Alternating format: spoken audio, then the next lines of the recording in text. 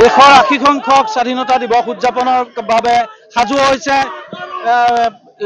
সমগ্ৰ দেশবাসী আৰু বোকাখাট পৌৰসভাৰ উদ্যোগত শাসকীয় ভাৰতীয় জনতা পাৰ্টি, অসম গণ পৰিষদ, সন্মিলিত গণশক্তি এই সকলোকেইটা সংগঠন দল মিলি একেলগে বিদ্যালয় মহাবিদ্যালয় ছাত্ৰ ছাত্ৰীসকলক লগত লৈ বোকাখাটৰ ৰাজপথত ওলাইছে ঘৰ ঘৰ তিৰংগা যাত্ৰা। আৰু এই যাত্ৰাত অংশগ্ৰহণ কৰিছে বোকাখাটৰ বিধায়ক তথা অসম চৰকাৰৰ কেবিনেট মন্ত্ৰী অতুল বৰাই আৰু লগত আছে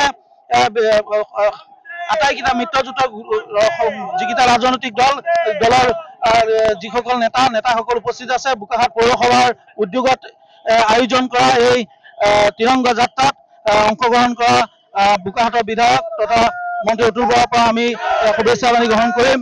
আজি সকলোকে বোকাখাটবাসীক লগত লৈ এই তিৰংগা যাত্ৰা আৰম্ভ হৈছে। ছাত্ৰ ছাত্ৰীসকলে অংশগ্ৰহণ কৰিছে। আজি পৌৰসভা,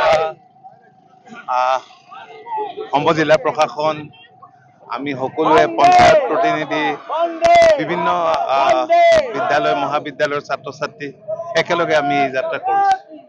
শুভেচ্ছা জনাইছে আৰু তাৰ লগতে আমি জনাইছোঁ, আমাৰ জৰিয়তে মই দেখুৱাইছোঁ যে বোকাখাট সমজিলাৰ আয়ুক্ত সুজাতা গগৈ ডাঙৰীয়ানী, লগতে নিপকো উত্তৰ পূবৰ স্বতন্ত্ৰ সঞ্চালক অনিমেষ শইকীয়া, ভাৰতীয় জনতা পাৰ্টিৰ আটাইকেইজন জ্যেষ্ঠ নেতা, অসম গণ পৰিষদ দলৰ নেতাসকল ইয়াত আমি দেখিবলৈ পাইছোঁ।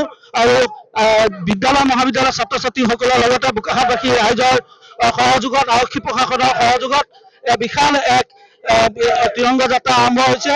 আৰু এই তিৰংগা যাত্ৰাত ১৫০ মিটাৰ এখন দীঘল তিৰংগা ইয়াত প্ৰতীকী ৰূপত যাত্ৰাত এই অংশগ্ৰহণ কৰা আমি দেখিবলৈ পাইছোঁ। আমাৰ জৰিয়তে মই সামগ্ৰিক দৃশ্যটো দেখুৱাবলৈ অনুৰোধ কৰিছোঁ। পুনৰবাৰ উল্লেখ কৰিছোঁ যে দেশবাসীয়ে ৮০ সংখ্যক স্বাধীনতা দিৱস উদযাপন কৰিব, তাৰ বাবে দেশবাসী উৎফুল্লিত। বোকাখাটত দেখা গৈছে এই অনন্য ৰূপ। ভাৰত মাতা কি